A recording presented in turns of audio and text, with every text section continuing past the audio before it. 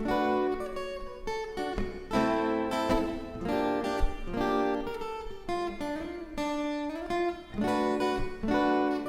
guys, it's Garrick with Eco-Stylist, and I am here at the Industry of All Nations store in LA. And with me here is Mike, and he's the operations manager at Industry of All Nations, as well as the store manager here in LA. Yeah, that's right. Hi, how's it going? What does sustainability mean to Industry of All Nations, and how does that manifest in your store here? Right. So we consider ourselves to be sustainable, ethical, and that's not just in terms of environmental impact, although it very much is, but also the impact that we have on people making the clothing every day. So we use clean processes.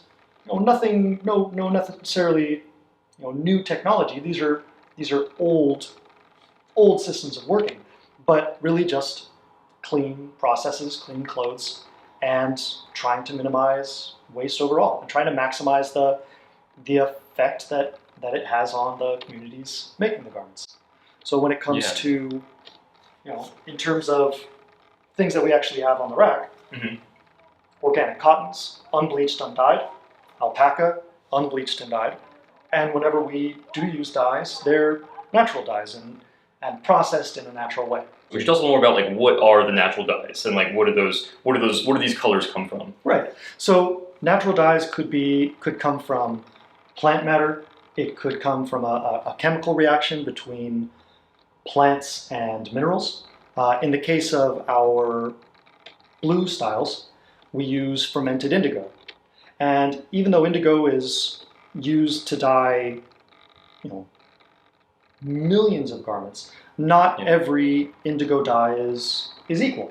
We use Indian indigo, and one of the reasons why we use Indian indigo is because we partner with a dye house in India. And ethical is often determined by location. Dyeing something ethically in India wouldn't necessarily, that same process couldn't necessarily be replicated in another area just because the dye grows, the indigo grows naturally. We're able to process it and ferment it in a natural way. And it's not just an issue of the main ingredient being natural, but the whole process being natural. And really, in order to not just have an end result that is clean and ethical, but a whole process that is clean and ethical for our partners who are making the garments. Being exposed to only natural processes, things that don't create problems in the long run, either for the environment or for the person making it. Yeah, another thing that stands out to me about your brand is how, like you said, you do things within a close proximity, or kind of keeping it local, right, to reduce, reduce the impact. Maybe if we just think of I'm sure there's tons of examples, but maybe could you just tell us a quick story of one example of that, how your brand kind of keeps things, local in order to be more sustainable. Sure. Right. So when we do create a single production, for example, this shirt. Yeah. The organic cotton was grown in southern India. It was cut, sewn, woven in southern India. The shell buttons are from southern India. Wow. In the blue version of this, the indigo dye was grown, fermented, dyed in southern India. We try to have every single process for a single production, for a single garment, done in the same country. We don't want to move things around from A to B. One, because we want to keep more of the production, more of the money really, in that home country.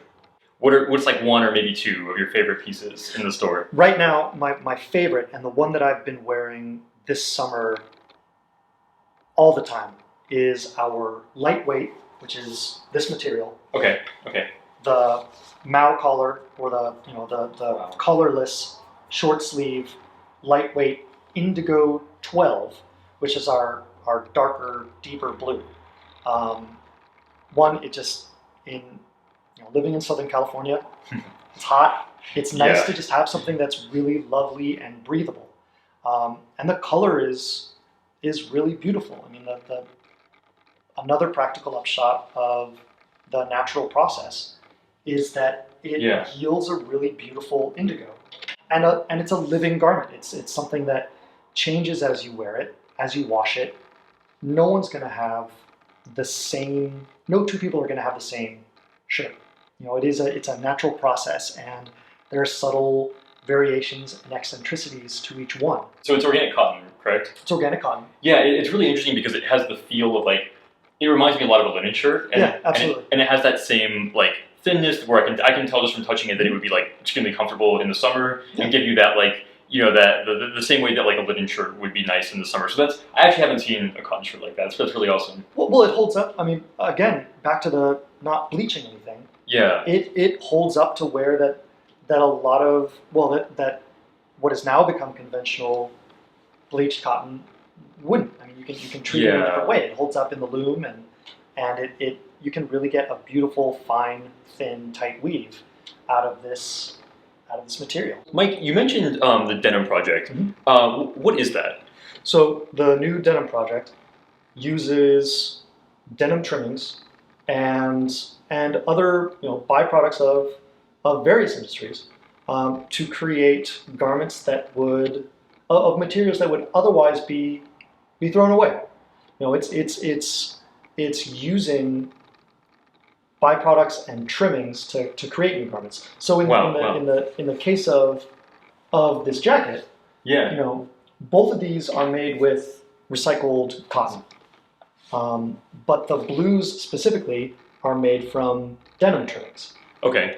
So the essentially, as Guatemala becomes a bigger producer of denim, there's also more raw material, more trimmings that could be used.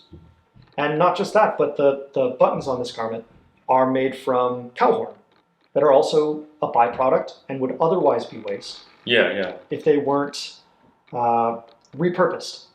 So there's maybe 80% recycled fabric, and the horn buttons are just natural cow horn. And each one's a little bit different too. I mean, you get from grinding down the denim fibers and respinning them, you get a sort of an interesting tweed to it. There's a beautiful play of color that you wouldn't even get on denim. That you would only get from this. So it's not just a clever way of reusing. It's something that also stands on its own as a beautiful object. It's really cool to see your storefront here in LA. How many stores in the US do you guys have? We have 3 stores. Right now, this is our first store. We've been in Los Angeles for about 10 years. This store specifically has been open for about 5. Our second store opened in San Francisco about 3 years ago, and we just opened our 3rd store in New York, in Nolita. Well, Mike, thank you so much. Thank you very much for showing me the store. Yeah, I really appreciate it. Yeah, absolutely.